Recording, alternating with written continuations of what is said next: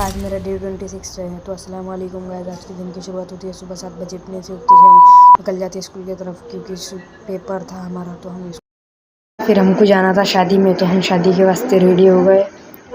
फिर शादी में आके देखा तो यहाँ पर सब मोबाइल चला रहे थे, कोई फ्री फायर खेल रहा था।